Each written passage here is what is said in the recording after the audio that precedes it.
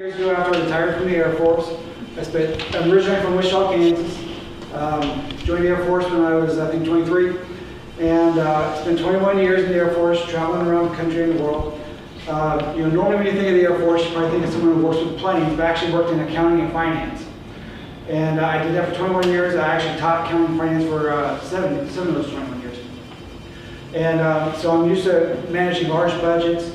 I spent 7 months in Iraq helping to manage our detainee operations in Iraq after the surge.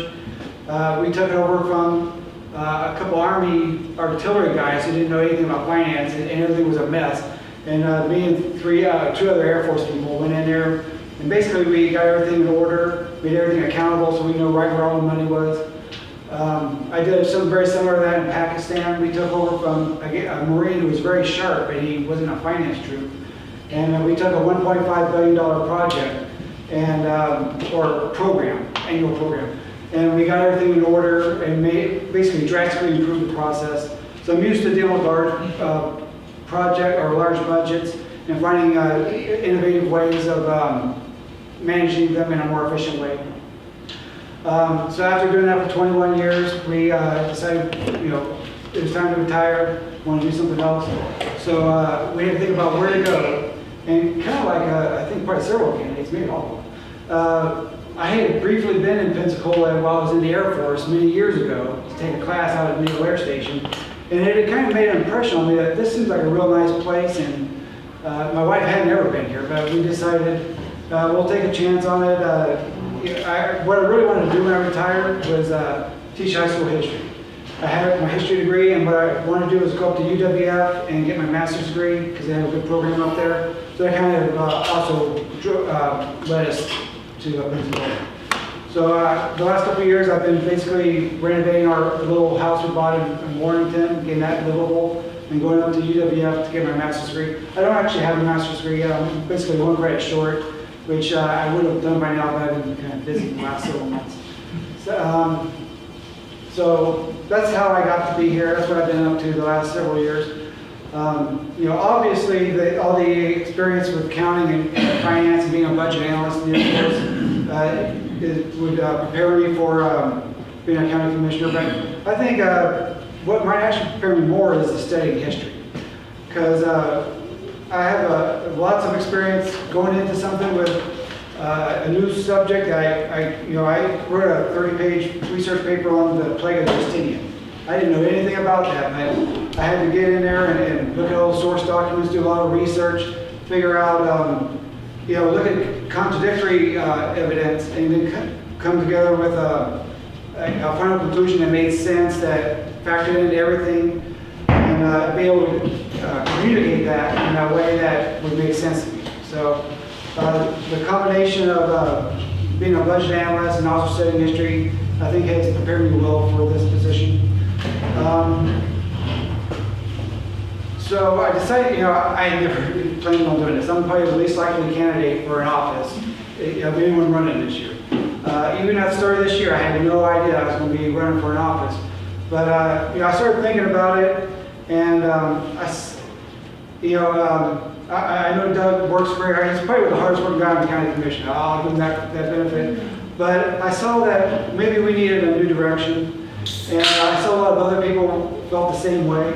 So it's really amazing the campaign team that I put together. I would say probably half of the people that are helping get me elected are Republicans, a lot of Trump supporters, a lot of libertarians. But we've all realized that here in the county, we have a lot of issues that need to be addressed. We need to look at things from a different direction. So that's really what got me into this. And so basically, the theme of my campaign is pretty simple. Transparency. I think the county commissioner, part of their job is to inform the public. We shouldn't be holding on to any information. As soon as the county commissioner knows it, y'all should know it. Either on the internet or in town hall things, greets like this. We need honesty. You need to know that when your county commissioner says something, that it's a true statement. And respect. We need public officials that, even when you disagree, even if they're saying something that to be false, that they're going to be treated with respect, and that doesn't mean you disagree with everybody, but that means you deal with them in a respectful manner. And if they're wrong, you let them know in a respectful manner why they're wrong. All right, that's really why I'm running and who I am. Any questions? One question is, Sure. what is your opinion on personal property rights? Like, how do you feel about a primitive campground being allowed to locate in a residential neighborhood? So obviously you're talking about how you say it? Sean's out. Sean's out. We'll say that. That's easy. And I'm generally supportive of that. If that camp wasn't there, those people would just go Are away. you generally supportive You of that? supportive being there? Yeah. Yes. You are, whoa. You are generally supportive of these guys poisoning our water system in our neighborhoods? Okay, if they're No, I'm asking the question. Point blank. Yeah, I will answer your question. If they're not compliant with codes, if they're poisoning the water, then that's the situation that needs to be dealt with. I'm not saying just give them, they can do whatever they want to do. Come on, here, we finished. Thank you. Yeah. Well, but for 5 years, they've actually done what they wanted to. Okay, and so we need to work with them to find a way that we can live together. That's the point. Hey, Rick, how long you been working with them? 5 years. 5 years. I look out my kitchen, The county can't window and even go on see. their property to make an inspection. Yeah, the county's not even allowed, they're trespass off Well, their I property. don't hear Well, about that. I mean, I don't know about the trespassing rules, he can address that if he wants to, but, we have a homeless situation in this county. Yes. And we can't just pretend, All across America. we can't just ignore it. No, you're right. You And, live, and the people that are living over there, they're not gonna go away. I've actually been in there. And I've Okay. seen it, there's not a lot of people in there, there's only maybe a dozen people that live in there. Oh, okay. And, there's not a whole lot, I can't, there's, well, I don't think there's even 12 tents in there. They're allowed to have, Oh, they're allowed to the have 15. 15 max. 15. Perhaps it's 15. Do you realize that that's 8 acres of land, and only 3.88 of it is usable land, the rest of it is protected wetlands, and they're all up in it? Okay, if that's true, then that's something that can be addressed. So I'm not saying they're above the law, I'm saying the people that are living in there, they're not gonna go away. They can, if you prefer, they can live in a park, like a lot of homeless people Well, do. no, we don't There's want that. there's homeless people live in the park next to where I We live. don't want that either. Well, they're not going away. So we have to work with them and I know for a fact, most people living in there are looking to improve themselves. They're looking to get permanent residence. People move in there, Sean or Michael, help them get back on their feet, and then when they leave, other people come in. Well, what's the time limit on help? I mean, if they're trying to help themselves, what would be a rational time limit for you for them to stay in the woods? Well, that's up to the people that are running it, so I'm not gonna dictate how they do it, but I know they actively help the people get out of there, and people don't live in there for years. 5. Some of them have been back there 5 5 years. years since day one. Well, I don't know all the people that live in there, so perhaps you're right, maybe there's someone who's lived in there for 5 years, but that's not typical. They're working, Sean or Mike works with them to help them get back on their feet and move out. Okay. Okay. Thank you. Yeah, Thank you. that appears to be what you're concerned about. Okay. Any other questions? Any other questions for Mr. Trotter? Yes. Random question. I guess it could be a general question. It's something that's been on my mind a little bit, and I figured I'd just ask since it seems like the appropriate time to ask questions. So one of my things is I know how the county usually has like the ones that are incarcerated or in detention centers that usually come out and do the city like landscaping and all that type of stuff. And one of my things that I've talked to my mom about it, and I believe in the word of God, so I like to try to make sure what's right is right, what's wrong is wrong, is like that. But just from a youthful perspective, from my generation, what do you think as far as having the ones who are already in trouble, kind of already on a bad path, usually statistically end up going back? And being around and in the same environment with like kids that usually cut like around kids when they get out of school, they got these people that are like, "Mommy, what's this guy in this orange suit?" Well, pay him no mind. He did something bad, and he's doing the same job like daddy's doing, but daddy's doing his own thing. Instead of, what do you think about having that as it is? Because that's what happens usually across the whole county and I guess the nation, but versus actually having like a youth program, which is something that I'm trying to build myself already, a youth program with like high school students and something like that, where also on top of trying to get like the county contracts that usually like for the parks, and actually having the youth that play at the parks and play basketball at the parks, actually having them be the ones that kind of cut the grass at the parks and like contribute back to their own neighborhood. But as far as having like, even with the homeless people that try to help themselves type thing, because I know that the county pays for the equipment and for the time and the energy of making sure all that grass is cut, even though they're using like free labor in a way. So what do you think would be a way that could help the youth in a way like that? Do you think that that's something that could actually help the youth and kind of, it'll shift a lot of more things. It won't be something that's like a little minor change, because it's gonna tweak a lot. And I've been planning on going into different schools and just like entrepreneurship is my thing, and it's not something that's taught in schools at all. Not even how to do your taxes. It's not something that's also taught in schools, and that's not something that kids are usually getting at home. And I meet a lot of single moms who have 2 or 4 or 5 kids, and he's one of my partners too, and he has a little brother too who's 8, and I have a little brother who's 4 and a little sister who's 5. And I know how they always want to work with me. They're like, I want to come with you, I want to come with you. His little brother wants to always come with us when we go and do yards and stuff like that. So I know that the youth have that drive and the motivation, because they're like, hey, I just want to do something, because I'm sitting out here and I'm just rotting my brain watching TV all day, listening to the radio.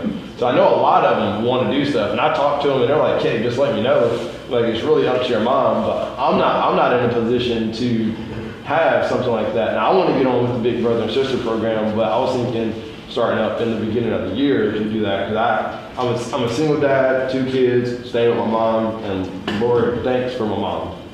You know, I wouldn't be able to do anything about it. But what do you think about something like that? It'd be kind of a game changer, but it would be something that would take and I'm not trying to say that to people when you get locked up, your life's done. You know, my dad's been out of jail my whole life, and kind of like I see that side all the time. So I'm not saying that you're done for, but as far as setting more like a positive example, what do you think about that? All right, there was a lot in there. That's a loaded question. Sorry about that. Compound question. I have undiagnosed ADHD. And I know that there are a number of agencies and programs in the county that are working to help people when they're released from prison or jail, to help them not become repeat offenders. And in the past, we've funded them. We are still funding them. But you run into budget problems, and that's going to be more of a problem next year. I'm sure Doug is likely to talk about that sort of thing. And as far as actually hiring people in that situation, I think there might be some room to do something there, but you're running into legal problems with employees, and you know, you can't really have free labor working for the county. So there would be obstacles to doing something like that, I'm thinking. When I said free labor, I meant more like the ones that are incarcerated and using them on the streets as free labor. Because, I mean, you technically don't pay for them, even though the states pay for them to be there in a way. That they earn game time. Yeah. They have Which is to what I be- learned. And to be able to come Yeah, out. yeah. And They get Chief something. Simmons can correct me if I'm wrong on this, but to be able to come out on the streets and do that, they have to be, what's the Good word? behavior. Good behavior and the top of the line. So they're They just don't let rewarded. anybody out. Correct. And I've looked into it a little bit more, and like I understand that, you know, Yeah. offering a way like, hey, you're going to be here for this time, but if you do the right thing and start showing the right character, you can get. But they get so many, but they get so many days a month when they come out and do that. Or Correct. so many days, right? That's true. When talking about people in the road prison that come out there, Yeah. they have to have set criteria. There's certain crimes that you cannot be a worker, an Correct. inmate worker. So they go up there and they learn a trade. The trade is learning how to do culverts and do different things. And then that's different than what you're talking about. There are other programs for people as an alternative to incarceration. They are providing provided an opportunity to do the work that you're talking about for a number of different groups. So if you're talking about just contracting with the county pays outside agencies, cleaning, greening, a bunch of different ones that I would suggest you go see what opportunities are. Yeah. But if you're looking at the ones from the road prison, that's a very select group that goes out there, and then they do that just specifically for gain time and also to gain a trade, whether it's as welding, horticulture, all sorts of things. Did you know that the Big Brother and Sister program, they have kids on the waiting list for a volunteer for about 5 years?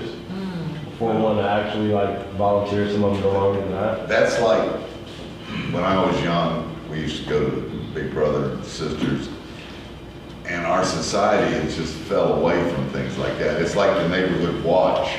When they first started, everybody was gung-ho to do it, and they've just kind of lost interest. The problem is trying to bring them back into the fold and give them the interest to want to do something. That's a societal problem, and I don't think there's any government agency that can fix that, no matter what, until we all start believing in ourselves and start helping ourselves. That's a problem. So that's where I prefer to start instead of the government agencies. I didn't realize how big this was as far as when I was going to come. I'm hoping this will get bigger and bigger, and because this is the oldest neighborhood watch in Escambia County. If I believe this was the first one started, Mayfair over there. I've read that somewhere. Maybe, would you know? But that's Would you know? that's how do we There's a lot, I know. how do we respect each other, and we don't we quit looking at the color of your skin. I didn't mean to cut you off. Oh, no, sir. Any more questions for Mr. Trotter? Just my last comment on what he said. Exactly what he said may be difficult to actually put into the action, but that's the type of way we should be looking at problems. New ways of looking at the same old problems, not doing the same thing again. So I like the way you're thinking that there might be something in there that we could potentially look for ideas of something we could potentially do. But we need to look for new solutions to old problems. All right, thank you. Thank you, sir. All right, who's next in the fishbowl? I'll try to take as little time as possible. I think most people probably by now know my record in terms of how I got to where I am today. The son of an enlisted man, Navy senior chief. I myself was enlisted for 11 years before I came over to the dark side. The day that I found out that I had been selected for officer candidate school, I called my father and I said, "Dad, I got bad news. I'm not going to make chief." And he said, "Well, that means you either got busted or picked up for officer candidate school, and I'm not sure which one I prefer." I have been about 20 years of active duty time, shifted over to the reserves. You get to that point where it's time to retire, or they tell you it's time to retire, and I was thinking, I'm actually just now starting to figure out the job. So I stayed on as a reservist. I'm the commanding officer of a reserve unit up in Greensboro, North Carolina. So I'm up there one weekend a month and do my drill work out of Augusta, Georgia for the most part. I am a counterterrorism officer. Did most of it, came in as an Arabic linguist. Studied Arabic, did the enlisted side of that job, and then stayed on doing the counterterrorism. So we were doing counterterrorism long before 9/11, which of course was a game changer for all of our lives, but certainly very much for mine. Wendy, with my 6-year-old daughter and our infant son in her arms, took me down to Reagan National to fly out just days after September 11th to deploy. Everybody may remember that time. Every American wanted to be at work. The counterpunch. It wasn't quite as sexy as you think it was when you actually have to leave your wife and your newborn child. And after she dropped me off at the airport, she drove back by the Pentagon, which was still smoldering at the time. But that has been my life. It's been a life of service. People always, when they see me in uniform even today, they say, "Thank you for your service." I remember the punk that I was when I was a kid. And so the reality is, when people tell me thank you for your service, I can't imagine a better way for a young man to spend his life. The Navy and this country have given me back so much more than I could ever possibly give to it. When I came off of active duty the last time, I Felt like I was just going to go back to Perdido Key. I was going to sit on my dock. I was going to enjoy the fruits of my labor. Never really thinking too much about, really what would come next. And the reality is, I had a very good friend of mine who said, Doug, you have to understand that the government didn't teach you all of these leadership skills so that you could sit on your dock and drink rum. So, and what I've always told my kids that in our family, see, we have a phrase, we never measure the cost of doing the right thing. So once you establish that, hey, this is the right thing to do, then you don't sit there and, oh, but I don't have time for that, or, but I'm going to have a high price to pay in my personal life. When you know what the right thing to do is, you just do it. And if you start to measure the cost of it, then you're going to start to talk yourself out of it. So when the time came, I realized that there really wasn't, the path that we were on as a county 4 years ago was not the right path. Well, once I made that realization, then I looked around and realized that if I'm going to make it, there's going to be a change that's going to start right here. Interestingly enough, Jonathan and I were sitting on the beach drinking a beer. I remember it like it was yesterday. Well, believe me, there's no way I could be a Supreme Court justice. But we were saying, okay, we know we have to do this. And you notice that word we, and you hear me use that word all the time. We know that this has to be done, so the question for us at that time was, who's going to be the commissioner, who's going to be the aide? Because it's going to be a team thing. He had a baby coming along, so I got the short straw and I became the commissioner and the aide. But what you've seen is a collaborative and empowerment leadership style for 4 years. You've never seen a commissioner's aide have the kind of authority and the ability to get things done that you've seen in Jonathan. In 4 years, most of what he's done, I mean, and of course, as the elected official, I get all the credit for it. The reality is, and you people here in Mayfair know better. You know that Jonathan does so much of that. But in 4 years, I've never had to walk back a single thing he's done. Because I articulated the leadership position. I said, these are the left and right of arc. These are the limits of where you can go. And you'll oftentimes hear him say, nope, that's a commissioner level thing. And so he won't make promises that he can't, that I can't cash. That kind of empowering aid to actually operate as a peer and operate and able to do things to solve problems without having to ask permission.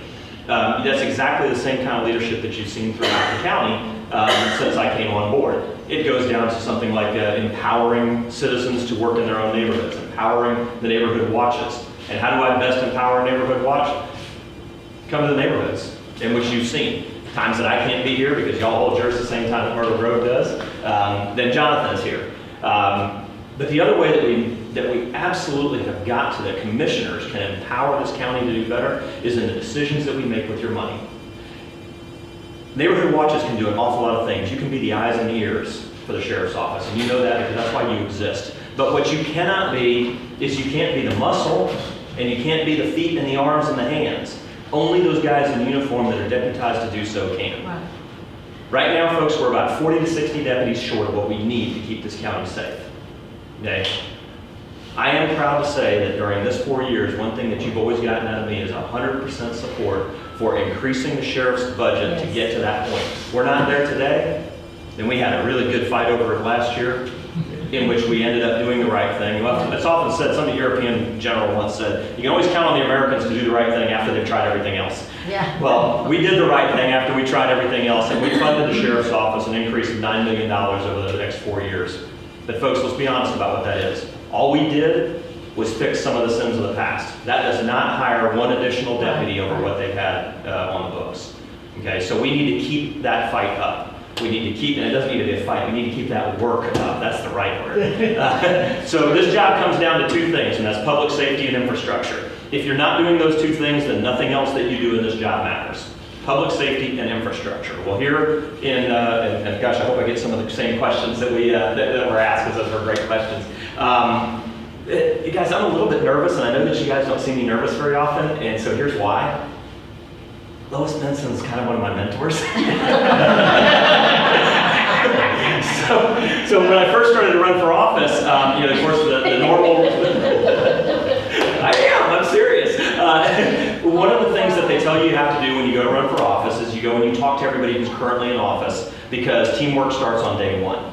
And so I set out and I went and talked to Sheriff Morgan and asked for his support and received it. Went and talked to Lois and asked for her support and received it. Neither of those were short conversations. Okay? And you haven't seen me go out and get any of those endorsements, by the way, this year. That was very much intentional. I'm already a known quantity now. Okay? If I have to have somebody else tell you to vote for me, then I probably didn't earn that next 4 years. So, you know, when I sat down with Lois, I remember this like it was yesterday down in Halifax. We're sitting there at the Bodacious Olive, or at the little coffee shop there.